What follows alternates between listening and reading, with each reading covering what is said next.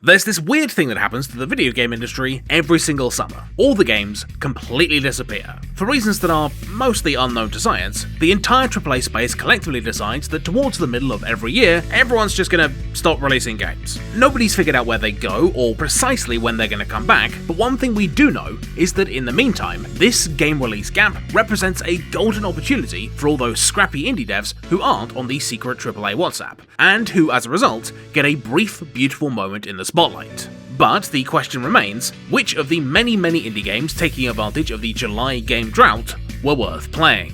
Well, luckily for you unenlightened masses, that is where I come in. Each and every month, right when I'm supposed to be editing a real video, I jump onto YouTube to tell you about the best brand new hidden gem indie games that there has never been a better time to pick up. Or, in other words, 5 games from the last month that you should have played, but that you probably didn't. Now, these games aren't the biggest ones of the month. If they were, then Palworld would be on the list. They're the weirdest, most interesting, and most underappreciated titles that I could find. So while they might not all appeal to you directly, I reckon at least one is going to strike a major chord. And to make playing these great games even easier, I'm going to give you the best price I could find for them, and whether they have a demo, as symbolised by this little icon, right in the corner, up there.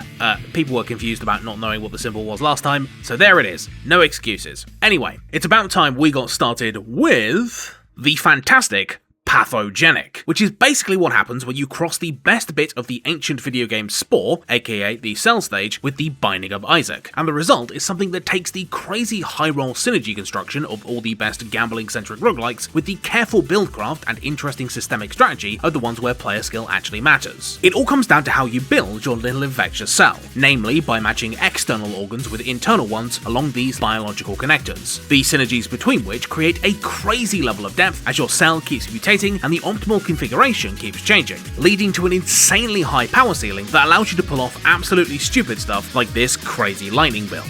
Seriously, I went into Pathogenic expecting yet another pretty generic roguelike shooter, and before I knew it, I'd beaten the game 3 times. I would call Pathogenic infectiously addictive, but I'm not a hack, so instead I'll just say it's really good. Give it a look.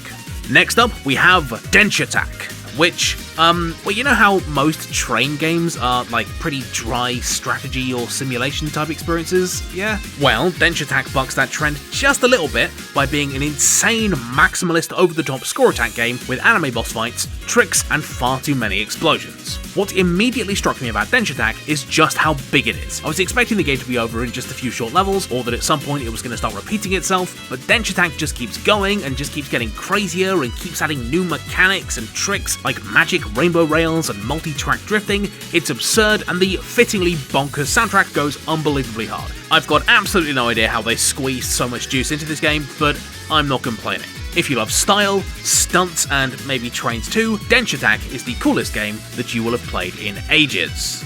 Okay, so there have been 3 games so far in the Detective Grimoire series, and while I enjoyed the first 2, I think it's fair to describe them as being charming, but a little bit rough around the edges in places. And then along comes the Mermaid Mask, which finally realises the potential of this long underappreciated series. The Mermaid Mask is a classic locked room murder mystery story that uses a very innovative system to prove you've put together the clues and understood the story so far. It makes you form sentences to explain the logic of each clue in a way that's hard to brute force, but easy if you know what's going on, and I am amazed no other game has done this because it makes you feel really smart. Now, the Mermaid Mask would be good enough if it just had solid puzzles, but the writing is what puts it over the top. The game is funny, there are some great twists, and I love every single member of the wacky ensemble cast, especially this girl who you actually can't talk to at first because she's too busy pretending to be a reflection of herself. Yeah, that's a pretty solid indication of the comedic tone, which is to say, great, please buy the Mermaid Mask.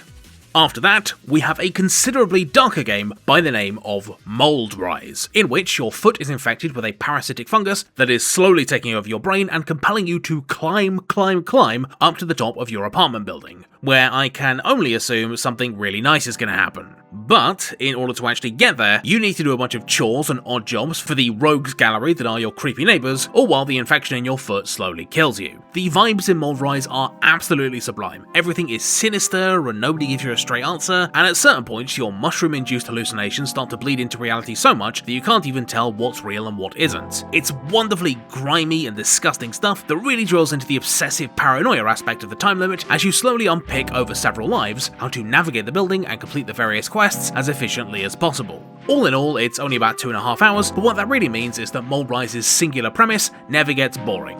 Just do remember to take some breaks every now and again, stretch your legs, go for a walk, maybe go up the stairs, maybe go to the roof as fast as you can and don't let anyone get in your way, whatever takes your fancy.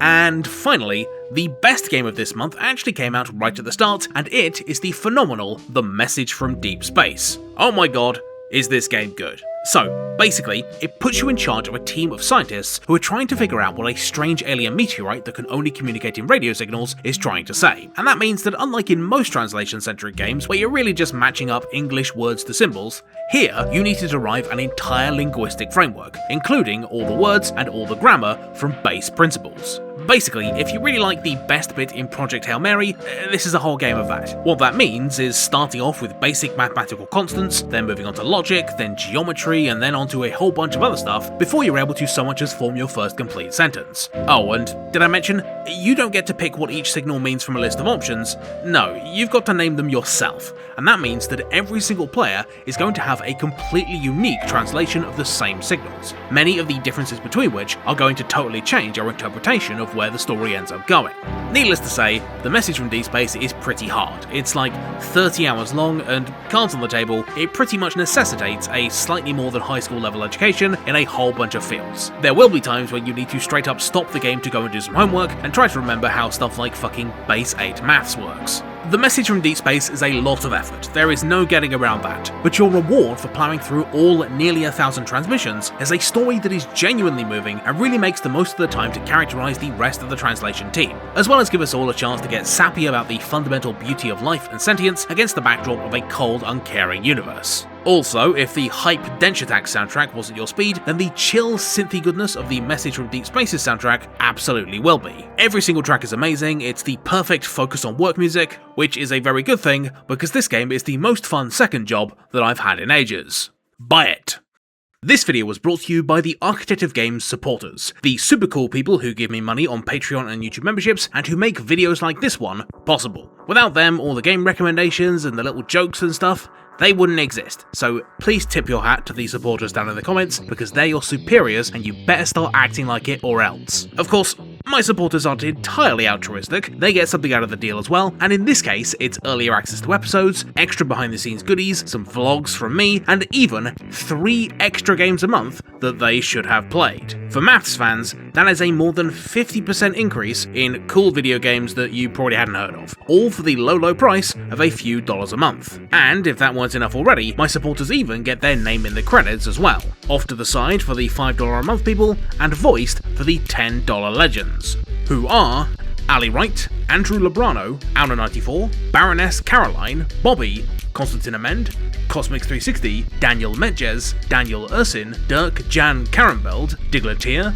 Dis Ellie, Ekton, Edward Franklin Woods, Edwina the Space Bun, Eric Woolston, Eugene Bulkin, Fuck It's Job, Fullabaxi, Gazkul, How, Heck It's Noah, I Support Trans Rights, I'm So Glad You Weren't Eaten, Jacob Dylan Riddle, Jinkaloid, Kevin Help Us, Conolov, Kangi, Leap Year Every Day, Luke Kokoran, Mace Window 54, Mark Vallant, Mika Oy, Michael C, Mike Oxlong, Nate Graff, Oliver Marhofer, Patrick Romberg, Peter Tomasic, Reddedex, Regal Regex, Seslux, Silver Folfie, Toak, Tyler Duncan, Timoteus Beksek, Whimsical Wisp, Zach Brandmeier, and ciao. Okay, that's it from me. I need to get back to working on yet another very complicated big video. Sorry about that. I'll see you around. Bye!